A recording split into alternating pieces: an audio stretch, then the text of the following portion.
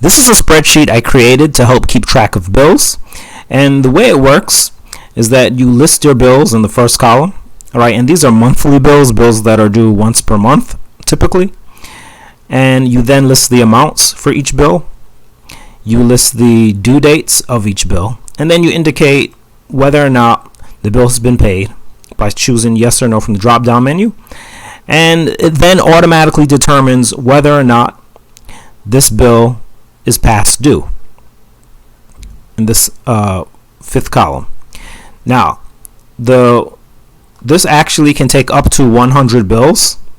Right, in this case, I'm only working with 3 bills to start, and I'm going to show you how to add another 2. But first, let's take a look at these. Now, with the first bill, it's $50, and it's due by October 1st. It has not been paid as yet.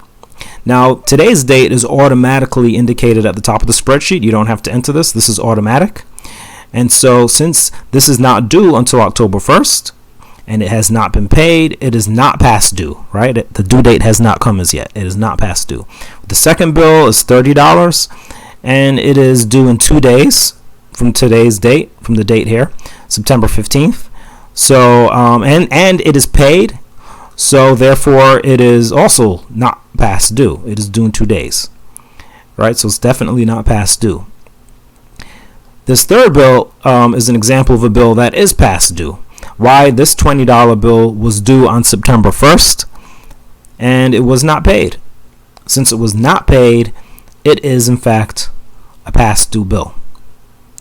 Now, just to explain what's happening up here before we add some more bills, this shows you the total that has been paid. So whatever you indicate yes on for paid, it shows you the total of that. And this shows you the total of bills that have not been paid. Okay, so for instance, if I were to change the September 1st bill to yes, let's say I were to pay this bill. First of all, the bill is no longer past due. And now you see that the total paid is $50, right, which is 30 and 20. These two have been paid.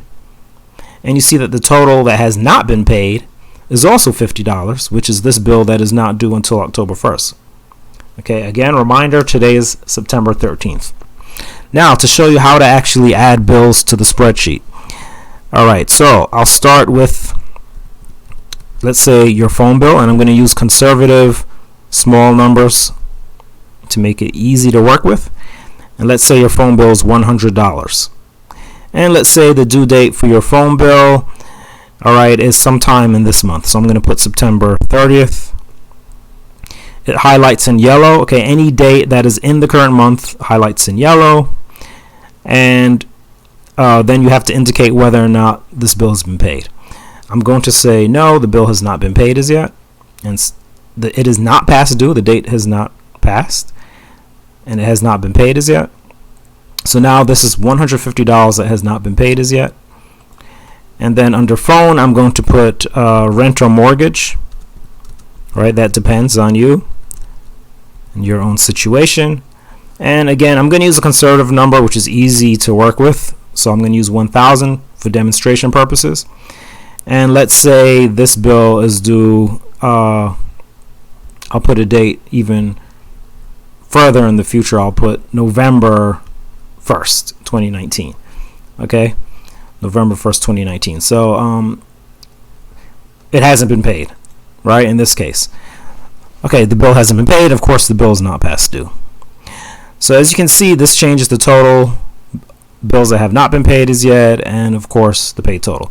But actually, this is okay, but what's actually more useful to me, which I have found more useful, is the enter a date below to determine the amount that is due by that date. Okay, so here you will enter a date. For instance, I'll start with October 1st. Now it automatically gives you the current year. All right, if you wanted to, just so you know, if you wanted to put a different year, say January 1st, 2020, you would have to actually type 20, and then it would give you 2020, right? But if you don't indicate the year, it will just give you the current year automatically. I'm going to put October 1st, and that will automatically give me the current year once I press enter. Okay, what is due by October 1st? Well, this is basically saying what has not been paid that is due on or before October 1st. On or before October 1st. Right? What is due, what has not been paid and is due on or before October 1st. So this, of course, is on October 1st. $50 has not been paid. Okay, what else has not been paid that is due before October 1st? This bill, which is September 30th, has not been paid. All right, a bill for $100 has not been paid. So this is also due by October 1st. Right, so the $100 from this bill, which is before October 1st, and the $50 from this one is $150. Okay, these are not counted because these are paid. So even though this is before October 1st, all right, and this is also before October 1st, I already paid these, right? I indicated yes and yes. So this is telling me, you know, what have I not paid that is due on or before this date? Okay, what do I need to pay by this date? All right, so this is good if you are trying to figure out or make sure that you spend or have the right amount to spend a certain amount at a certain time, right? So this is showing you exactly how much is going to be due by that date. Okay, and as you change these numbers, of course, will change. So, for instance, if I have not paid, okay, or if I had not paid this bill as yet, all right, I'll put it to no. Okay, you'll see that I now owe $180. Okay, I need to pay $180 by October 1st because now I have this bill, September 15th, that I haven't paid yet. All right, I have this one, September 30th, and then I have this one, okay, which is all due by October 1st, right, that have not been paid as yet. And now, what if I change this to November 1st? If I change it to November 1st and I press enter, why now I have $1,180 due. Total bills due by November 1st. So that means that between today's date and this date, I need to make sure I have $1,180 to pay the bills that will be due by that date. Right? That's what this is basically telling you. Or you can look at it as, well, this is telling me that I'm going, not necessarily that I need to make sure I have it, but that is what I'm going to spend in bills. Between today's date and this date, I will be spending this particular amount in bills. Right?